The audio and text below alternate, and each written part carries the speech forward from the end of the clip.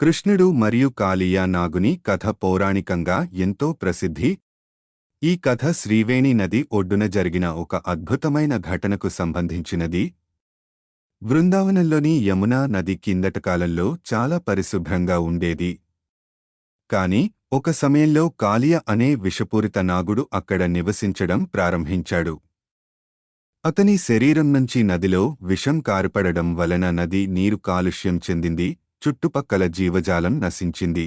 పశువులు, పక్షులు మరియు ప్రజలు కూడా ఈ విష ప్రభావానికి బలయ్యారు. బృందావన ప్రజలు భయంతో నదికి దగ్గరికి కూడా వెళ్లలేకపోయారు. ఒకరోజు కృష్ణుడు తన గోపబాలులతో కలిసి యమునా నది ఒడ్డున ఆటలాడుతూ ఉన్నాడు. ఆ సమయంలో గోపబాలులందరూ నీళ్లు తాగారు, కాని ఆ నీళ్లలో విషం ఉండటం వలన వారు స్పృహ తప్పి పడిపోయారు. ఇది చూసిన కృష్ణుడు యమునా నదిలో ఉన్న కాళీయ నాగుని పటాపంచలు చేయాలని నిర్ణయించుకున్నాడు.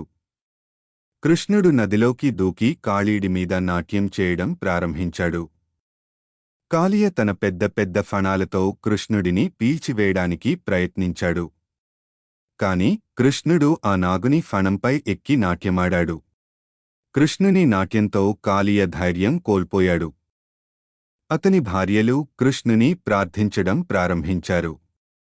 కాళీయ నాగుని భార్యల ప్రార్థనలకు వినయంతో స్పందించిన కృష్ణుడు కాళీయను వదిలి అతనికి బృందావనాన్ని వదిలి వెళ్ళిపోవమని ఆజ్ఞాపించాడు.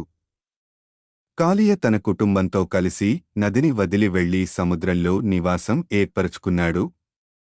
ఈ కథలో కృష్ణుడు ప్రకృతి పరిరక్షకుడిగా కూడా కనిపిస్తాడు.